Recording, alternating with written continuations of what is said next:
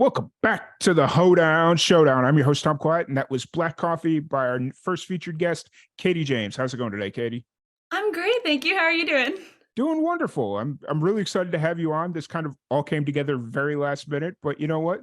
Sometimes that's where I shine my best, is when I've had the least time to overthink everything. There you go. There you go. But excited to have you on and chatting a little bit. So you're currently based out of Nashville. Yes, You're originally from Pennsylvania, correct?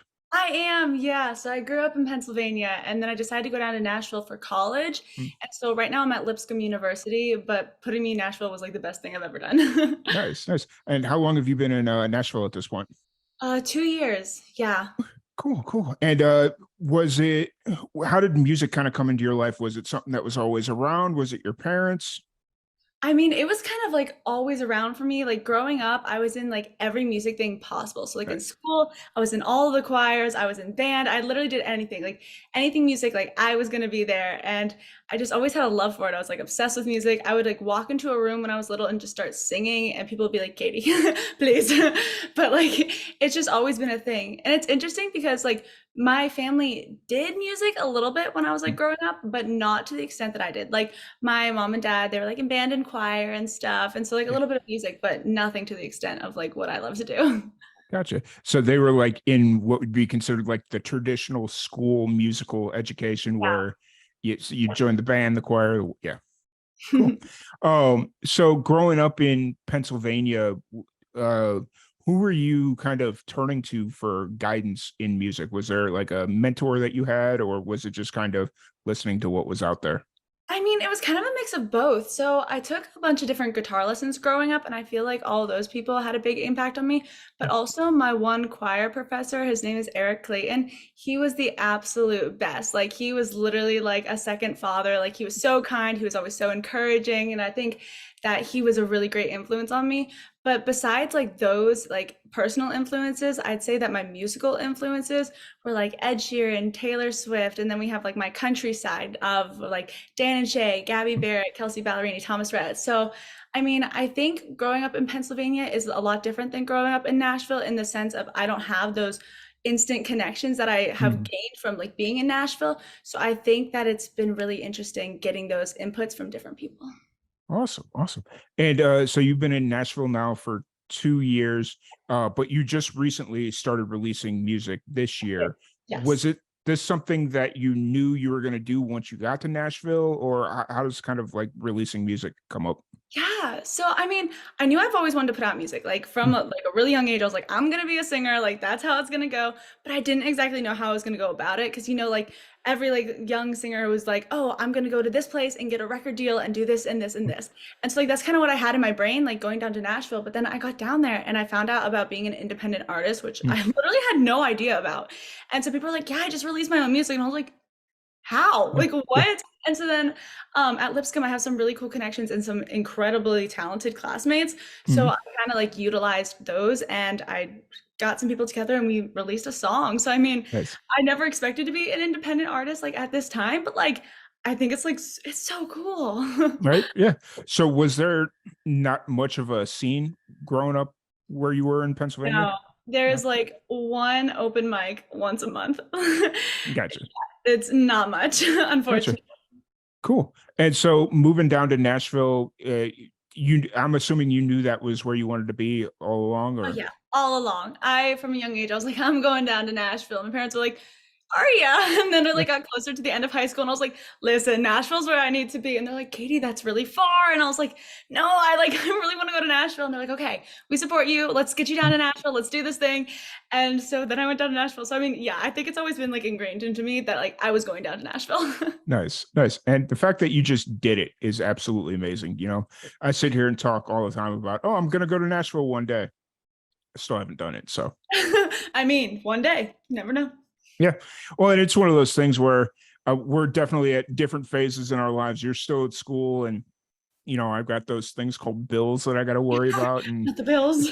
got the bills. Oh no. But yeah, so no, the fact that you just kind of took a leap of faith and went, that's really cool. It was definitely scary, but I think it paid off. I love it in every Mm. sense. Yeah. So you moved down to Nashville and you kind of went through this learning process of what being an independent musician means and that you can release music and all that fun stuff. Who did you have an idea of what kind of music you wanted to do before you kind of got introduced to the whole Nashville music scene or? Yeah, I've always really loved country music and Mhm. like their like kind of style of songwriting and how personal the lyrics are and the storytelling behind it and how authentic they are.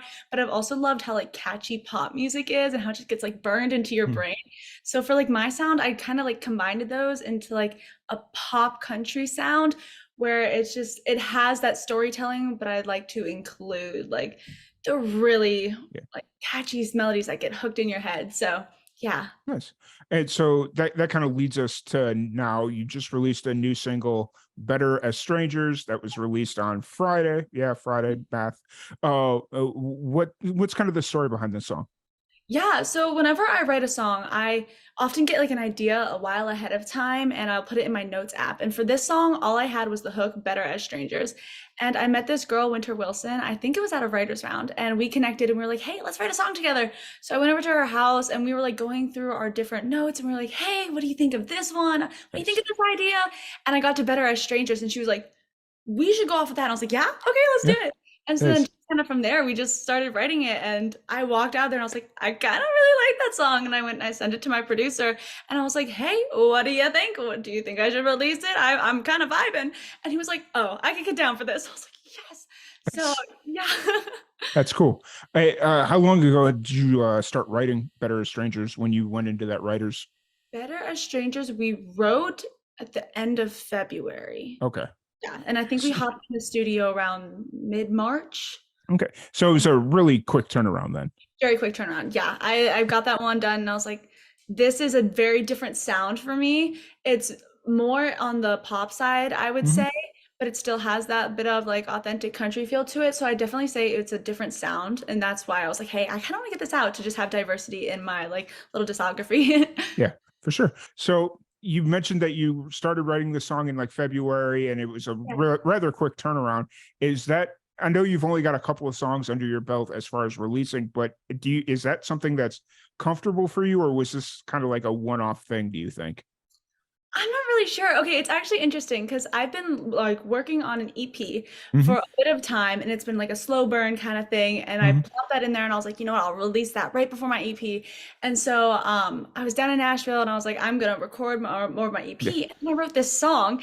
This is a different song. And I was like, you know what? I want to release this song. So I Yeah. actually recorded it about 2 weeks ago and it's gonna be my next single. Nice. So I think it's definitely becoming a comfortable thing for me because it seems to Yeah. be a bit of a pattern. Gotcha. Well, and it's one of those things where it's like, you definitely got different musicians. Some of them like to take their time and let a song marinate, and then you got other musicians that are like, "Nope, it's out. Let's go. Right? Let's Yeah, keep it pushing." it's cool because I can just feel like, oh my, this song could be something. I really Yeah, want to get this out like for people to hear as soon as possible, you know? yeah, for sure. And so, heading into the next single and then the upcoming EPs, you have Black Coffee, Better Strangers, and that's all leading into the next to the EP. Yes. Okay. So Black Coffee will be on it, but I don't think Better Strangers will be. But Okay, yeah. gotcha. And do you have? How often are you looking to release music right now? Do you think every couple months, or what are you thinking? As honestly as much as I can, as because school will be starting back up again, so I know I'll be Mm, getting busier, but I really just want to keep pushing out music because I think that's the best way for people to hear me. Because I play a lot live downtown mhm. Nashville, but I think that being going up to people afterwards and being like, hey, you can check out my Spotify or my Yeah, Apple Music really helps people connect and be like, oh, I remember this girl. I remember her name because I listened to her. So I think just building up that basically my resume is like the best thing I can do. So as much as I can put out, like I'm not gonna be like, oh, I need to wait 3 months to put something out. If I yeah, have something ready, I will put it out. for sure. That's really cool. And then you brought up that you play a lot. How often are you playing shows downtown? Probably 3 to 5 days a week. And that's during the summer, No, that or was actually during the school year. I would do okay, writing rounds like almost every night. nice. That's really cool. How do you think living in Nashville has changed you as a musician and a performer? Oh, so much. I genuinely think it has made me a very determined musician because Mm, you are surrounded by so much talent.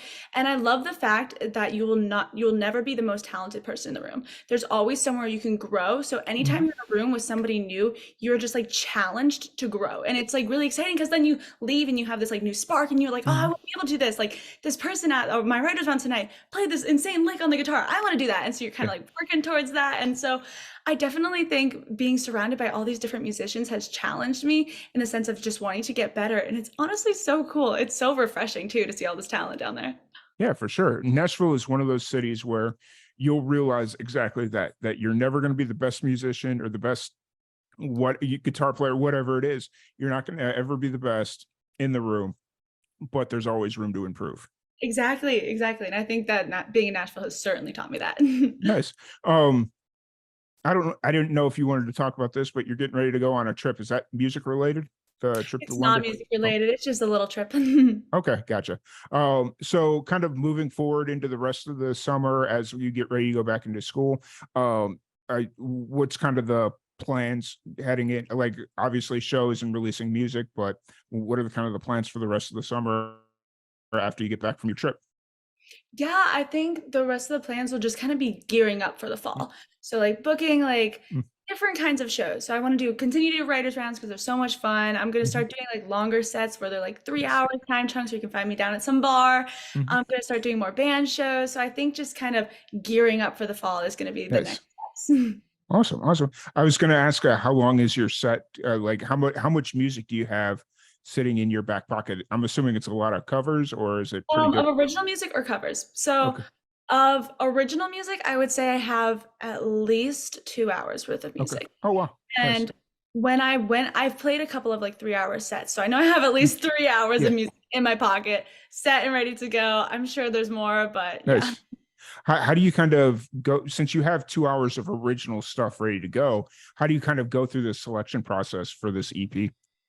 Yeah, I just feel like there's some that resonate more with Mm, audiences when I play them out. So obviously I have these 2 hours of mm, music, but I often play like the same 10 songs because those are okay, the ones that people really truly love. So already yeah. I'm down to like maybe 30 minutes of music. Hmm. So, and I'm gearing it down. So I just pick the ones that I resonate with the most. I try to take a combination of what the audience really likes and what they seem to interact Mm, with, what they, just how that. But yeah. I also take the ones that are really personal to me Hmm. and I kind of combine them. And I'll also get the opinions of like my loved ones and my family and friends. So, For sure, for sure. And then just kind of one thing that we like to do on anything Live and Amplified does, whether it's the podcast, radio show, whatever it is, what's one piece of advice you'd like to pass on to the young musicians out there? oh, that's so sweet. Honestly, just believe in yourself and determination is key. Hmm. Genuinely, you can get done so much by just asking. I follow this like every single day. The answer is always no unless you ask. If you ask, there's no harm. The worst that would happen is you're right back where you started. And 100%. yeah. Go ahead. Yeah, 100% agreed. It's the answer is always no unless you ask. I couldn't agree more. So one last thing, and then we'll wrap this up. We play a fun little game called That's So Random. I Ooh, have a random question generator, and I'm going to ask you three random questions, and then just kind of answer it. All sure. right, here we go. That's so random. How many jobs have you had in your life? I have had two different jobs, like two actual jobs. I worked at Cracker Barrel in the retail store, and right now I work at a local like chain that's as a waitress. Nice. Cracker. Okay, yeah, they do have a retail store. Yeah. I used to go to Cracker Barrel a lot, but then I just realized, oh yeah, they do. That's great. It's a Uh, fun little place. if Hollywood made a movie about your life, what would the title be? Oh my goodness, that's so hard. Oh my goodness, the first question was so much easier. Um, I don't know, Or maybe. you could do who would play you in the lead role. Ooh, oh, that's so good. Oh my goodness. I'm not entirely sure how I'd want to play it. I have to do some more thinking on this, Hmm. but genuinely, I feel like the title would have something of the word like star in it. Not like stars and like she's a superstar, but stars and like this shining star. I Hmm. feel like something around that, like some clever wordplay on that would be cool. Yeah. All right. And then final question. Would you rather be able to time travel, but always arrive with a weapon in your hand, or teleport, but always arrive with clothes on?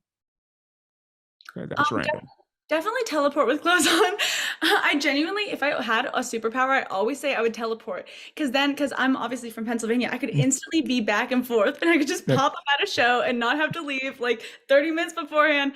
I would love to teleport. yeah. That's so cool. See, Pennsylvania is interesting because it's a lot like when I was living in New Mexico, where it takes like 3 hours to get anywhere. Oh my gosh, yes. Pennsylvania is like the longest state to drive through. Like genuinely, you hit Pennsylvania and you're like, oh. Like I love Pennsylvania with all my heart, but it is long to drive Yeah. through. Because we used to, when we were kids, we used to go take road trips out to Washington, D.C. from Chicago. And so we'd have to go through Pennsylvania every once in a while. And Yeah, wow. Yeah. crazy. Yeah. But once again, thank you so much for hanging out with us. If anybody wants to check out your music, interact with you on social, catch a show, any of that fun stuff, where is the best place to find you? I'll probably on Instagram. You can find me at Katie_James_music. That's the same for my YouTube and TikTok. Same with Apple Music and Spotify, just minus the music, just Katie James. So yeah, all streaming platforms, all social media. Yeah. Awesome. Awesome. Well, once again, thank you so much for hanging out with us. It's been an Oh, absolute yeah, it's blast. Yeah. fun.